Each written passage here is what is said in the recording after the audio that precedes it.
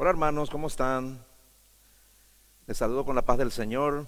Les envío un abrazo virtual porque no nos vemos aquí, pero el Señor está con nosotros y el Señor quiere vernos a todos conectados. Ahí en sus casas, yo les doy algunas recomendaciones para que puedan escuchar el mensaje y sobre todo escuchar la voz de Dios. Eh, Traten por favor de no tener ninguna distracción. Es muy difícil ver realmente o escuchar un mensaje completo sin distraerse. Siempre hay ruido, siempre hay gente que llama, el celular está allí, de repente llegan mensajes, suena, en fin. Hay muchas distracciones. Realmente es muy difícil ver todo un mensaje en forma completa así sin distraerse. Entonces yo les pido que oremos y que tranquilice a sus hijos allí, que pueda ver el mensaje, que pueda escuchar la voz de Dios. Amén. ¿Qué les parece si oramos por eso? Incline su rostro ahí donde estábamos a orar. Señor, te damos las gracias en esta precioso tiempo que tú nos das, Señor, para compartir tu palabra. Oro, Señor, para que todos los que estén recibiendo el mensaje lo escuchen como de parte tuya, es decir, con reverencia. El que tenga oídos para oír, que oiga tu palabra, que ponga realmente todo el empeño para no distraerse, de tal manera a que el mensaje pueda producir frutos y lo que tú deseas en el corazón de cada oyente. Señor, bendice a tu iglesia, bendice a los hermanos, bendice, Señor, la obediencia. Y Señor, que tú estés con nosotros todo este tiempo. Te lo pedimos en el nombre de Jesús. Amén. Estamos con la serie Tiempos de Juicio. El tema de hoy lleva por título El propósito detrás de la aflicción. El propósito detrás de la aflicción. Antiguamente, los padres sabían que corregir a sus hijos pequeños para poder quitarles la rebeldía, la desobediencia, la mentira, la pereza, el decir malas palabras y robar cosas, en fin, solo era posible por medio del castigo físico. ¿Cuántos recuerdan los cintarazos, los garrotazos, los zapatillazos que recibieron de sus padres cuando se portaban mal? ¿Cuántos creen que eso les hizo bien o les dañó psicológicamente? Obviamente hubo padres que castigaron a sus hijos de manera exagerada o brutalmente, y bueno, eso es otra cosa. Pero lo cierto es que recién después de ser afligidos, los niños obedecen a sus padres y se enderezan.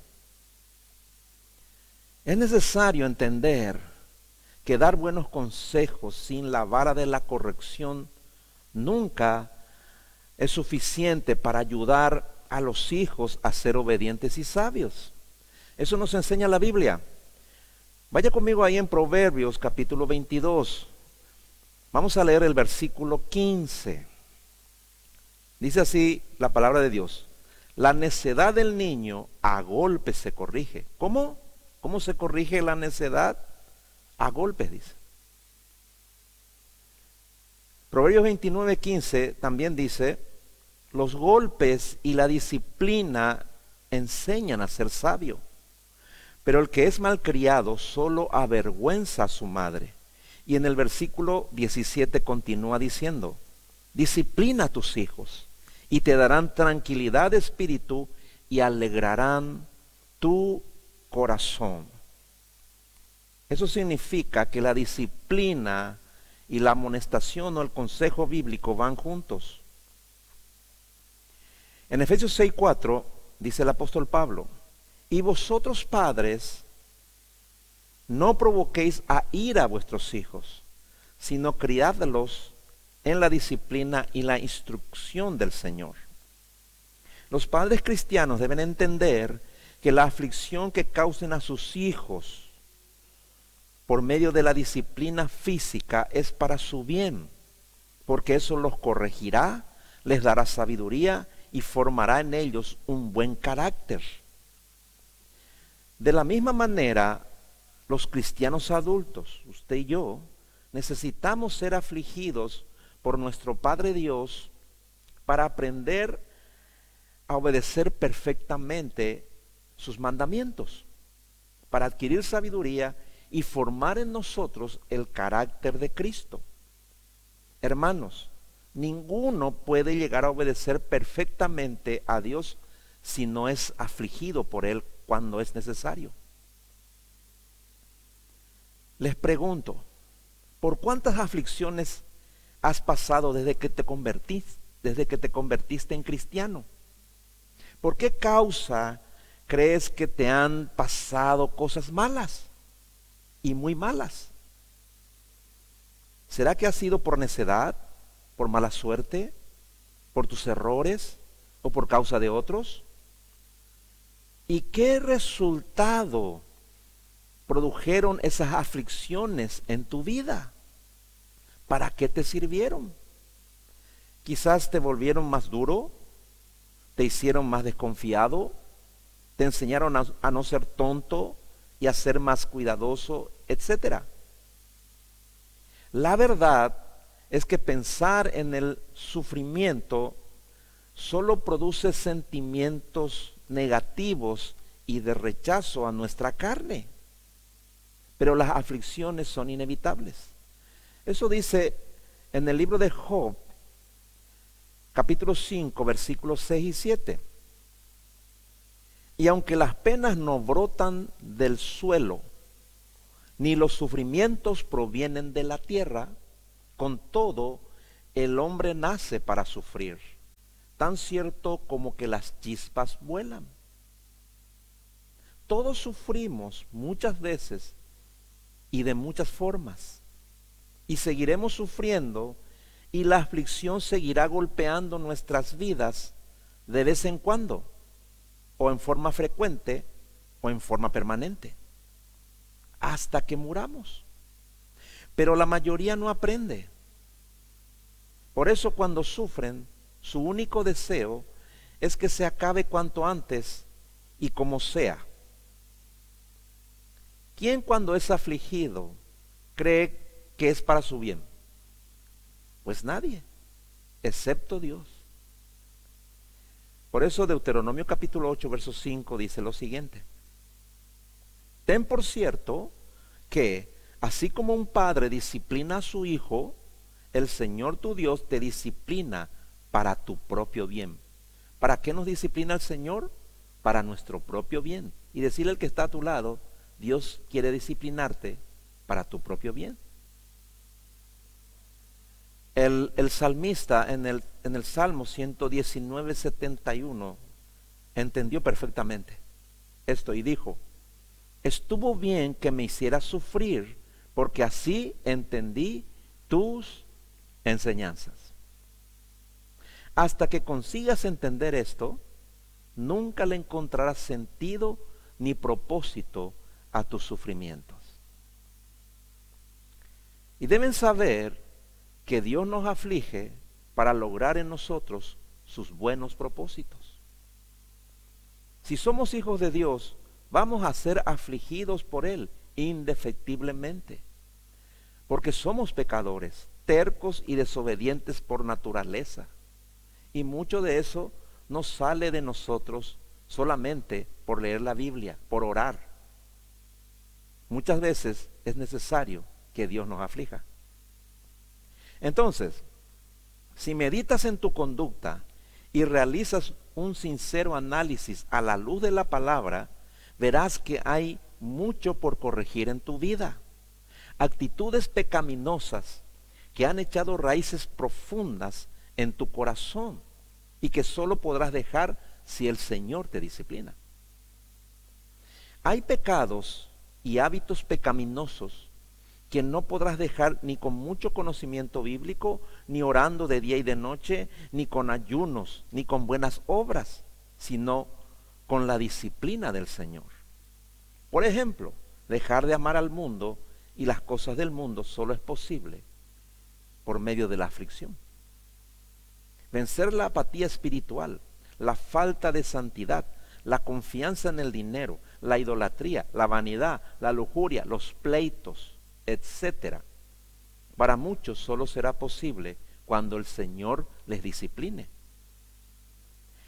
Si Dios no nos aflige, no desearemos ser santos. Sin la disciplina de Dios, no podemos obedecerle ni hacer su voluntad. Por eso el Señor dijo en Juan capítulo 15, verso 5, separados de mí, nada podréis hacer. Y en el contexto habla de que Dios podará las ramas que dan fruto, es decir, los cristianos somos los que damos frutos, ¿no? ¿Para qué? ¿Para qué las va a podar? Para que den más fruto, refiriéndose a las aflicciones que son necesarias e imprescindibles para producir los frutos espirituales. ¿Cuáles frutos? ¿Cuáles son estos frutos? Está ahí en Gálatas capítulo 5, 22 y 23, que dice lo siguiente: mas el fruto del Espíritu, ¿qué son? Amor, gozo, paz, paciencia, bondad, benignidad, fe, mansedumbre, templanza. Dice, contra estas cosas no hay ley. Pero en el contexto habla de los frutos de la carne, de las obras de la carne. Y son un montón, ¿no? Estos frutos, amor, gozo, paz, paciencia, solamente pueden ser producidos cuando somos afligidos por diversas pruebas. Como dice en Santiago capítulo 1, que tenemos que estar contentos y felices cuando somos afligidos, cuando pasamos por diversas pruebas, porque eso comienza a producir los frutos espirituales en nuestras vidas. Entonces, si ahora mismo estás siendo muy afligido o afligida por un problema, en lugar de lamentarte o buscar un culpable, deberías examinarte y ver de qué pecado necesitas arrepentirte y dejarlo. ¿Qué hábito perjudicial en tu vida debes abandonar? ¿O qué áreas de tu vida necesitas corregir y mejorar para agradar a Dios y servirle mejor? Vean lo que el Señor le dijo sobre Saulo a Ananías en Hechos 9, versículos 15 y 16. Pero el Señor le dijo a Ananías: ve, yo escogí a Saulo para la misión de dar a conocer mi mensaje ante reyes, israelitas y gente de otras naciones. Yo mismo le mostraré a Saulo todo lo que tendrá que sufrir por mi causa. Hermanos, todos, de cualquier forma, vamos a pasar por aflicciones durante nuestra vida. Pero cada uno puede escoger por qué sufrir y qué hacer cuando sufra. Es decir, puedes permitir que tus aflicciones te cambien y te transformen en una mejor persona, en un instrumento útil para Dios, y que tu vida tenga un propósito verdadero en este mundo. O, por el contrario, puedes dejar que tus aflicciones hagan de ti una peor persona, haciéndote daño a ti mismo y a otros con tu maldad. Vean si no es cierto que muchas veces está ahí el hombre queriendo obedecer a Dios, procurando, y su esposa, cuando vienen los problemas, ¿verdad?, se descontrolan, comienzan a gritar, comienzan a culparle al esposo, a culparle a la situación, a culparle aquí, a culparle allá. Después se deprimen, se desaniman y comienzan a hacer daño a otra gente. ¿No le ha ocurrido a muchos esposos esto? Por eso la Biblia dice que es mejor vivir encima del techo que con una mujer rencillosa dentro de la casa. Eso es cierto. ¿Por qué? Porque en lugar de que de sus sufrimientos como cristiana le hagan una mejor persona, le hagan cambiar, le hagan dejar pecado, no entiende, entonces le hacen una peor persona, ¿no? Eso puede pasarle a la mamá, a la hija, a a la abuela, a la tía, en fin, a cualquier mujer. Pero también los sufrimientos cuando vienen a los hijos, adolescentes o mayores, también les hacen peores, les empeoran, porque están tristes, están desanimados, van y fornican, adulteran, roban, se meten en las drogas y hacen muchas cosas malas. ¿Por qué? Porque están sufriendo. Y ocurre con los hombres adultos, los padres, los esposos también. Cuando están sufriendo, no entienden que es de parte de Dios. Estoy hablando de padres cristianos, familia cristiana, ¿no? Entonces, ahí el papá se vuelve iracundo, ¿no? Se convierte en un demonio y comienza a maltratar a la esposa, a culpar a los políticos o a gritar y maltratar a los hijos, y comienza a tener una conducta destructiva, tanto para él como para su familia. Entonces usted debe elegir qué hacer cuando sufre, como cristiano. Les digo, todo cristiano necesita ser afligido por Dios, no para que haga el mal, sino para que haga el bien. Vaya conmigo allí a Hebreos capítulo 12. Vamos a leer el versículo 6. Hebreos capítulo 12, verso 6. Dice así: pues el Señor disciplina a los que ama y castiga a todo aquel que recibe como hijo. Cristiano, cristiana, cuando sufres, cuando estás pasando mal, ¿de quién proviene eso? ¿De quién proviene? ¿Quién está permitiendo que sufras? Pues puedes decir conmigo, Dios. Dios me está disciplinando. ¿Puedes creer eso? Amén. Versículo 8. Si Dios no los disciplina a ustedes como lo hace con todos sus hijos, quiere decir que ustedes no son verdaderamente sus hijos, sino ilegítimos. Es decir, si Dios no te castiga por tus pecados con aflicción, no eres su hijo, no eres su hija. Y si te castiga y no lo soportas, entonces no eres un hijo legítimo, sino un bastardo. Si Dios te disciplina, alégrate, porque esa es la prueba de que eres su hijo legítimo, su hija legítima, y prueba de que también te ama. Pues te disciplina, ¿para qué? Para tu bien, para que dejes de pecar y de hacer lo malo. Continúa ahí un poco más atrás, en los versículos de 3 al 5, ahí en Hebreos 12 dice: si alguna vez se sienten desfallecidos y agobiados, piensen en Jesús, quien soportó pacientemente el maltrato de los pecadores. Ustedes han luchado contra el pecado, pero no hasta el punto de perder la vida. Son hijos de Dios, pero olvidaron lo que Él les dice a sus hijos para animarlos. Hijo mío, hija mía, toma en serio la disciplina del Señor. No te desanimes cuando el Señor te corrige o te corrija. ¿Entienden? Muchos de nuestros pecados más fuertes y peligrosos son solo vencidos con el sufrimiento. ¿O por qué creen que Jesús tuvo que soportar tal sufrimiento antes de morir clavado en la cruz? Hermanos, desde que yo me convertí, Dios me ha disciplinado un montón de veces y de muchas maneras. Al principio, por falta de entendimiento, de conocimiento, no entendía lo que me pasaba.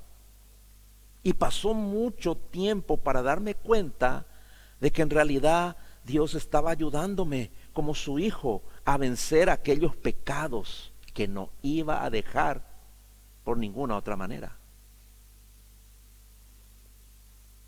Seguimos ahí en Hebreos 12, el versículo 10 dice: pues nuestros padres terrenales nos disciplinaron durante algunos años e hicieron lo mejor que pudieron. Pero la disciplina de Dios siempre es buena para nosotros, a fin de que participemos de su santidad. Este es el principal propósito de las aflicciones para los cristianos, ¿no? Entonces, la próxima vez que sufras, debes saber que esa aflicción no te sobrevino por tu mala suerte. Y tampoco busques culpables, ni te sientas una víctima, ni te quejes.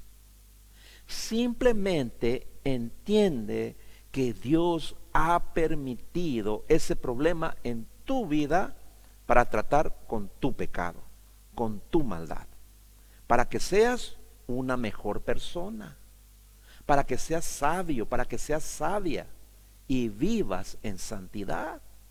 Entiende esto para que Dios cumpla su propósito en ti. Verso 11 dice: ninguna disciplina resulta agradable a la hora de recibirla. Al contrario, es dolorosa, pero después produce la apacible cosecha de una vida recta para los que han sido entrenados por ella. Este es el segundo propósito de la aflicción: producir en tu vida una vida recta. Producir en tu persona una vida recta. La disciplina de Dios no es agradable. Duele, es dolorosa, como dice aquí. Pero todos los cristianos la necesitamos, sin excepción, para que aprendamos a obedecerle y para que evitemos ser condenados. Fíjense en los niños que no son disciplinados. Usted está en la casa o va a un lugar donde hay una criatura indisciplinada y están hablando los padres. Y después viene la criatura, se mete, empieza a hacer berrinche, grita, le estira a la mamá o al papá de su ropa, empieza y no se puede hablar, ¿no? ¿Entiende? Esa criatura crece en forma indisciplinada, o le dan el celular para que se entretenga, para que no moleste, pero no son disciplinados.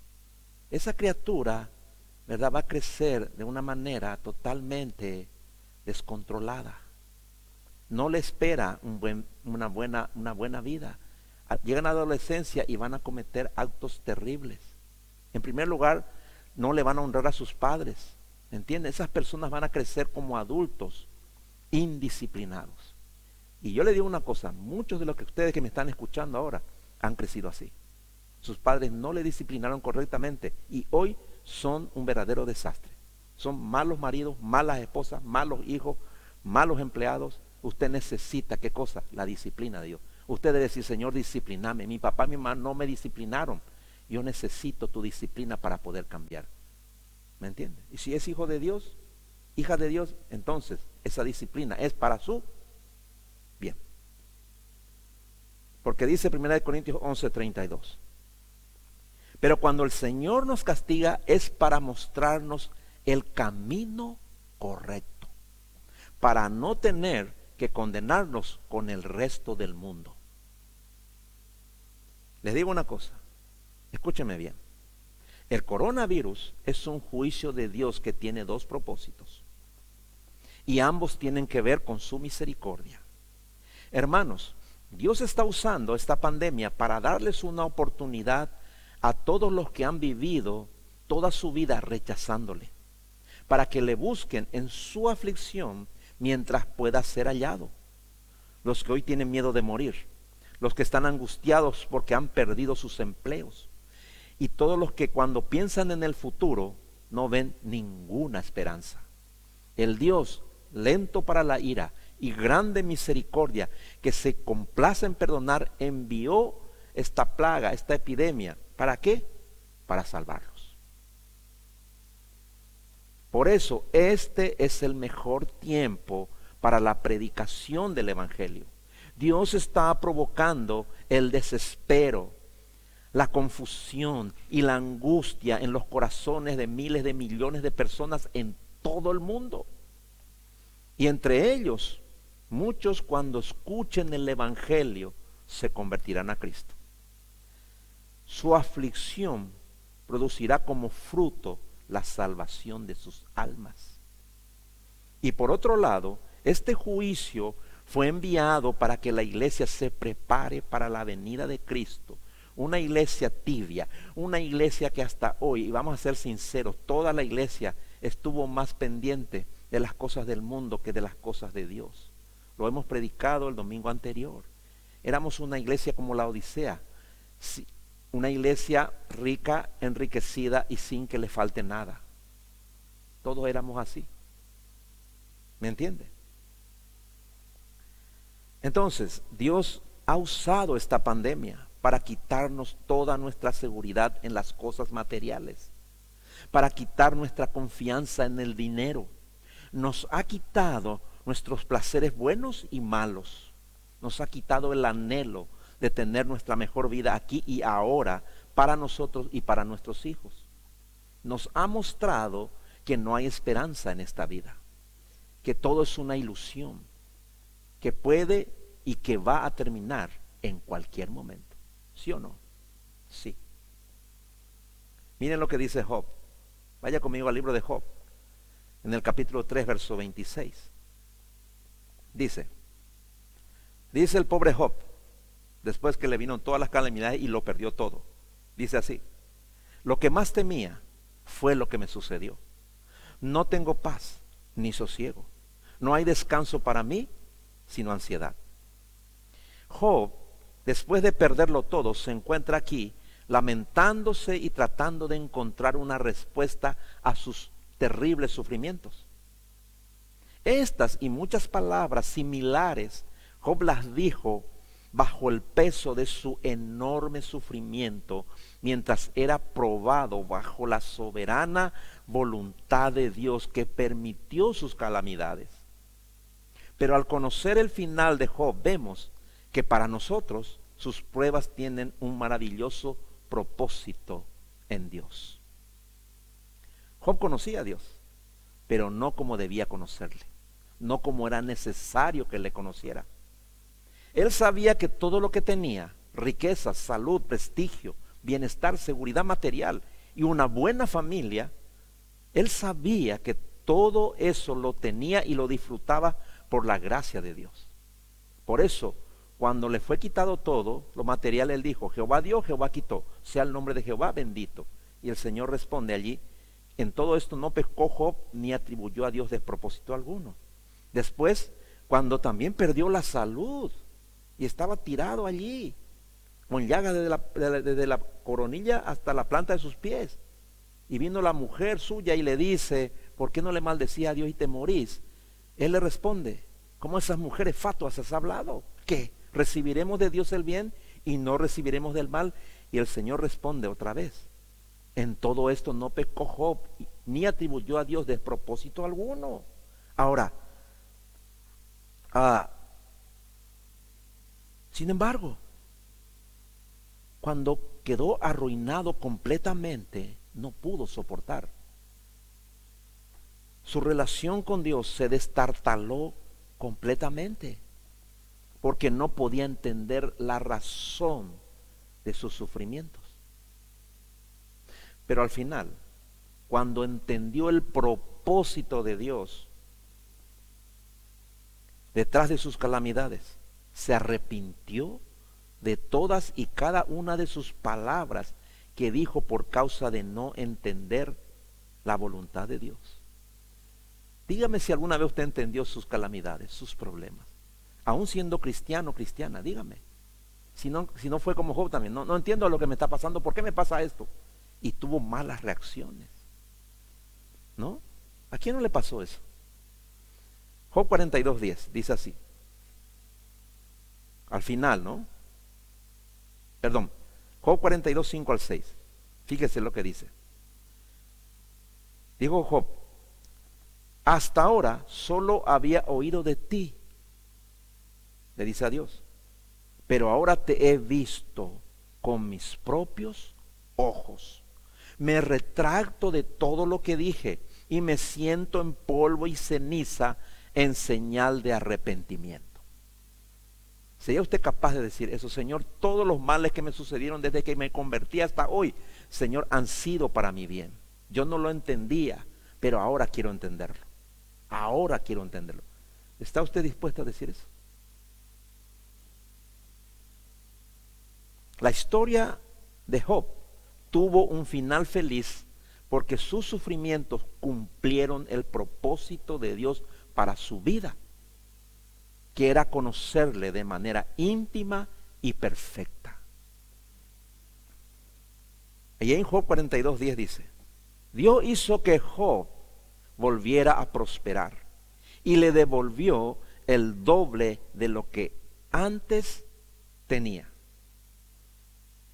Fíjense, cuando tus aflicciones, escúchame bien, cuando tus aflicciones presentes y futuras cumplan el propósito para el que Dios las permite en tu vida, tu bienestar será mucho mejor y tu felicidad ya no será carnal, sino espiritual, perfecta y duradera.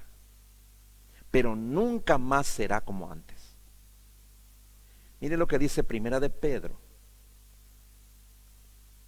en el capítulo 3, versículos 10 al 12. Estamos terminando.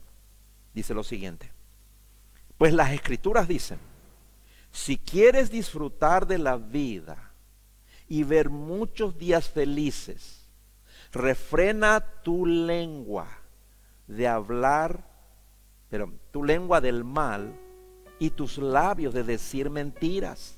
Apártate del mal y haz el bien. Busca la paz y esfuérzate por mantenerla. Los ojos del Señor están sobre los que hacen lo bueno y sus oídos están abiertos a sus oraciones. Pero el Señor aparta su rostro de los que hacen lo malo. Mis hermanos queridos, esta promesa solo se puede cumplir por medio de la aflicción de nuestra carne, cuando la hacemos morir para poder obedecer a Dios con alegría y con gratitud. Por eso Dios va a permitir en tu vida las aflicciones que sean necesarias para santificarte y para ayudarte a que puedas obedecerle perfectamente. Y como recompensa disfrutarás de la vida y verás muchos días felices. Y para finalizar, en el Salmo 34:19 dice, muchas son las aflicciones del justo, pero de todas ellas le librará Jehová. ¿Cuándo Dios te librará de tus aflicciones? Cuando cumplan su propósito. Amén, hermanos. Ese es el mensaje que quería transmitirle hoy. Mensaje corto. Pero, por favor, cuando termine esto, no vuelva otra vez a su rutina diaria. A ver, ¿qué vamos a comer? A ver, vamos a hacer esto, vamos a ver una película, vamos a mirar esto o aquello. Mire, yo le ruego, insisto, cuando termine de escuchar esto, reúnase con su familia. Reúnete con tu esposo, con tu esposa, con tus hijos y habla de esto. Este es un mensaje fundamental en este tiempo, porque cuando pase esto, si pasa, esto se va a olvidar. No lo olvides. Habla con tu familia, habla con tus seres amados. Entiendan, y si lo pueden entender y aplicar a sus vidas, les puedo asegurar que nunca más será igual y que este tiempo de aflicción va a ser el mejor tiempo para sus vidas. Inclinen su rostro, por favor, vamos a orar. Señor, te alabamos y te bendecimos. Gracias por tu palabra. Gracias, Señor, por lo que hoy estás haciendo en este momento, por medio de este mensaje estás haciendo en el corazón de cada uno de los que están oyendo. Oro para que tus buenos propósitos se cumplan en sus vidas y nunca más vean la aflicción, los sufrimientos como algo malo, sino como algo bueno de parte de Dios. Y que esos sufrimientos hagan que dejen sus pecados, malos hábitos, que dejen de hacer lo malo y comiencen a hacer el bien. Y que esta promesa de disfrutar buenos días, de ver buenos días, disfrutar de la vida, se haga una realidad en cada uno de mis hermanos en un tiempo breve. Señor, gracias. Gracias por hablarnos, Señor. Bendice a tu iglesia. Yo te lo pido en el nombre de Jesús. Amén y amén. Que Dios les bendiga, hermanos.